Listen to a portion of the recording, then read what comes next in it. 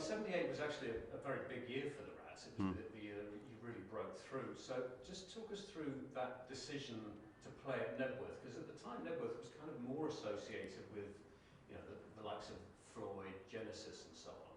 So tell us first of all why you decided to play there. Because it was associated with, what were very big bands, and it'd be like saying, well, why did you decide to play Glastonbury if you're a young new band and you're on the main stage? Because that's where it's at. And but we also, well, I thought that the wind was with us, that these guys had had their day, and they'd had their day because of that group of bands that I was part of, or the Rats were part of, should I say.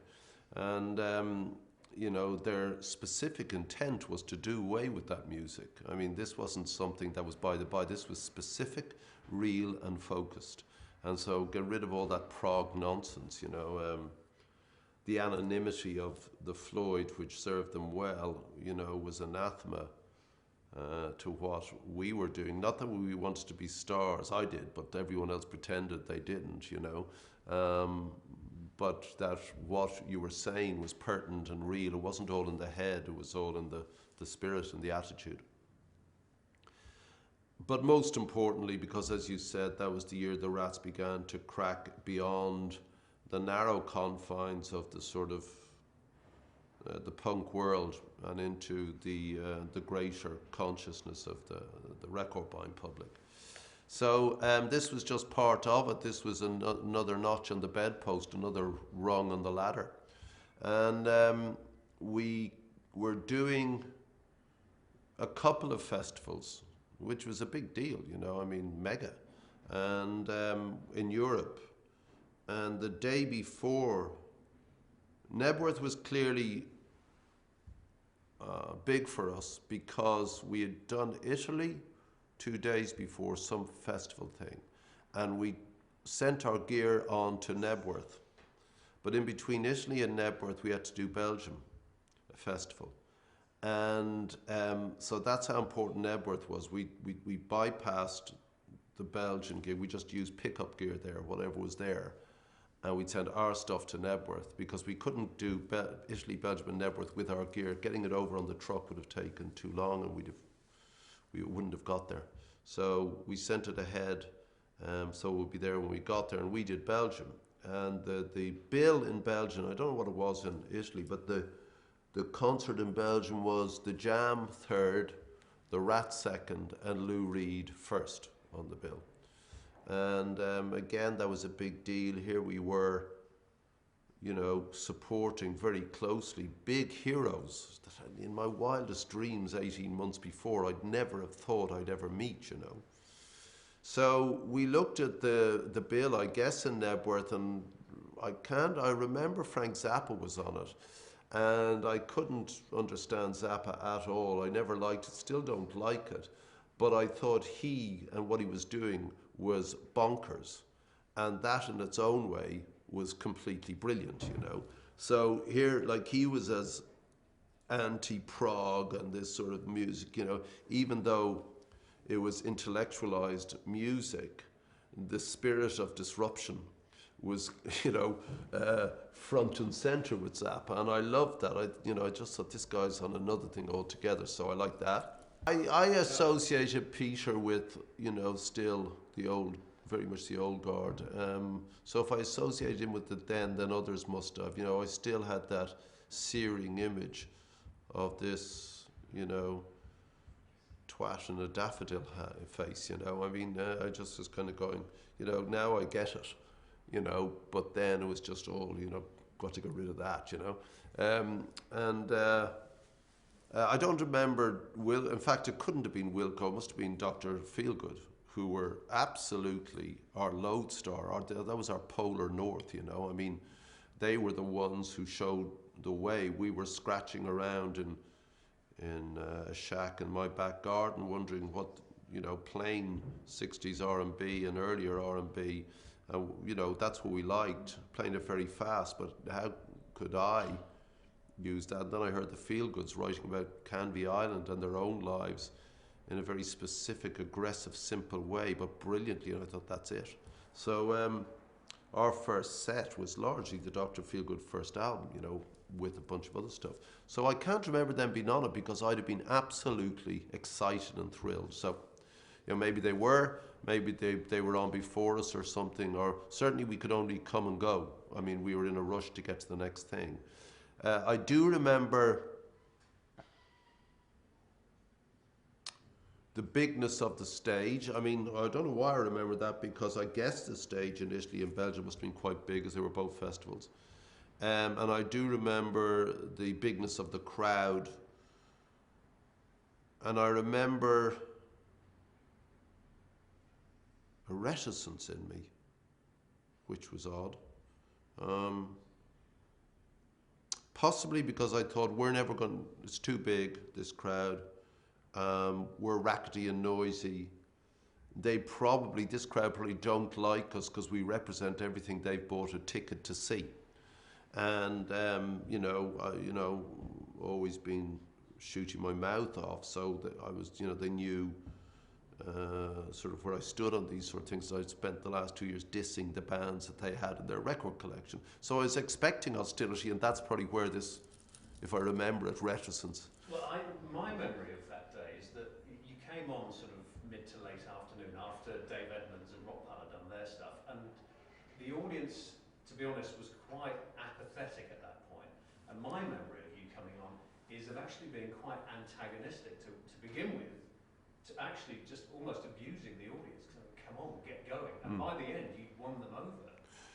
I think that, I think I was antagonistic too often to the audiences. I found that a way of connecting with them, and every time it's new, every time you're trying to make a point. And here were these old hippies basically on their last legs, is the way I viewed it. Dave Edmunds' Rockpile was basically a pub rock band, though I thought Nick Lowe and all those were amazing. Rockpile was, Dave was a great player, but you went away and left me alone. It's a one-off.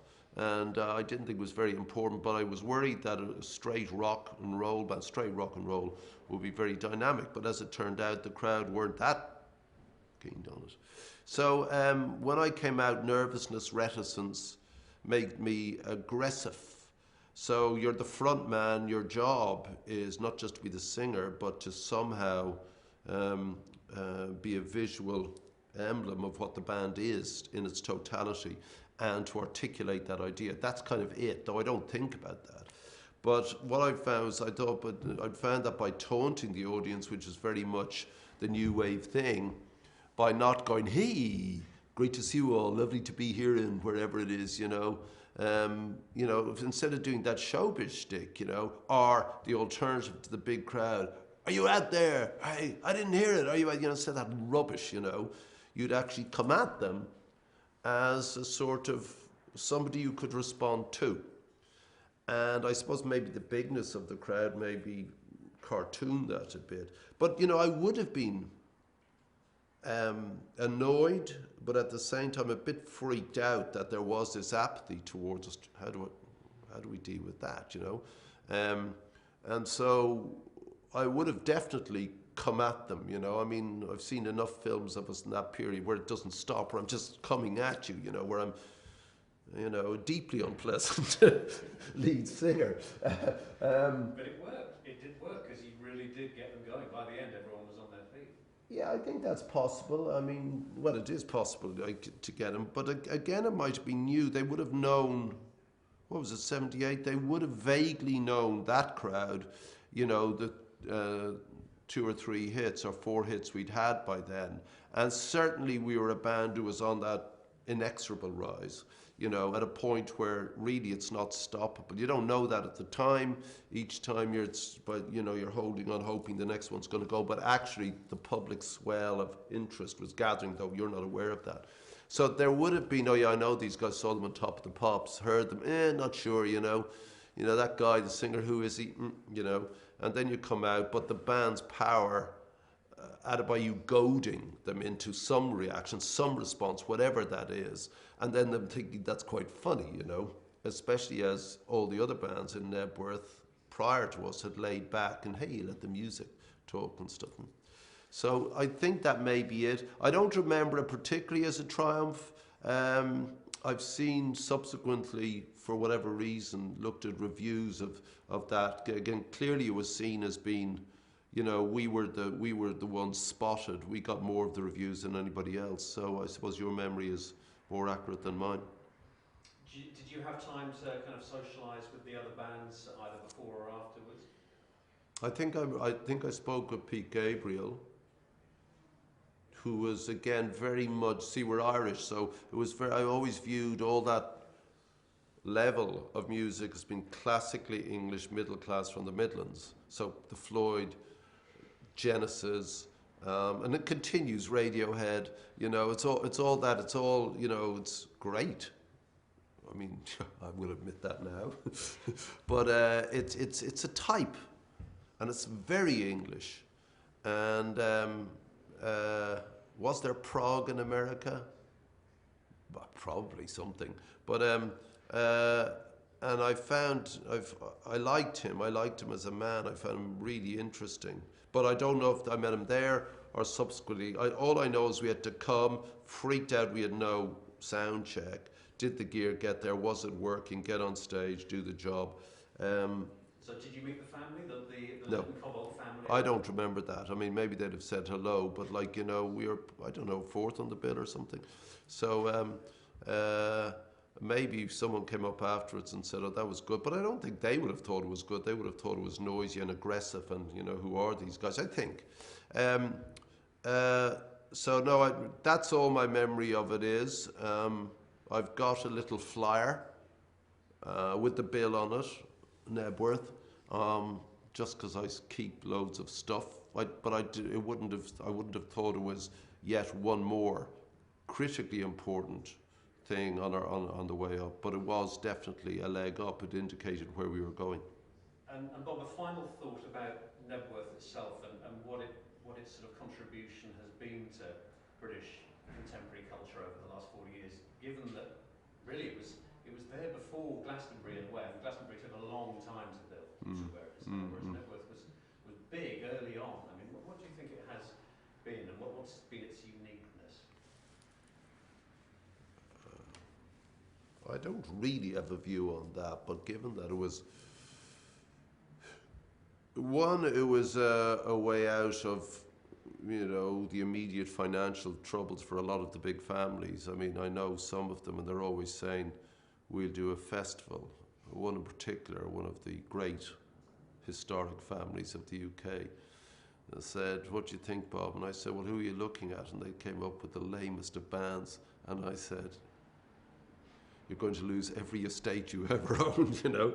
So I said, don't get into that. I mean, it's a whole thing, you know, the festival thing. But there are 350 festivals per annum in the UK.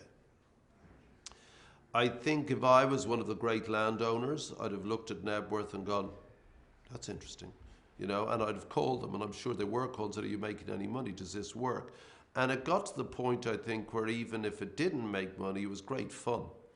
And it gave a purpose to the year for the estates and the people on it and things like that. I'm sure sometimes it was a pain, but you know, in the fullness of it, what a great way to spend a week with all those crews and the bands pitching up and you hanging out. So that was one aspect to it, and I think others did pick up on that social aspect of it. That's one. I think they did make a bit of cash. In terms of rock and roll, they were kind of picking up on what the Americans had done. Woodstock wasn't the first by any means, but it was, you know, primary.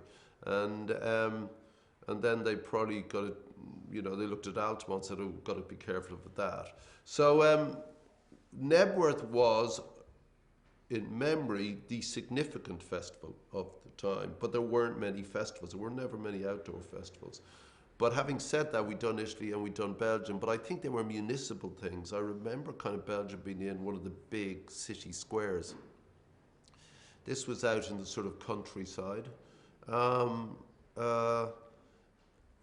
It probably was, in my head, because it was associated with all those sort of art bands and I was not into that. So this was a changing of the guard, kind of in our year.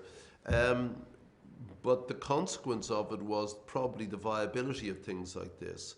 And not just that, the viability of the coming bands, that these other guys that they've been using, you could probably sell a ticket or two, but actually it was these younger kids on the way up, that was going to be the future, and that part of the future was these outdoor venues.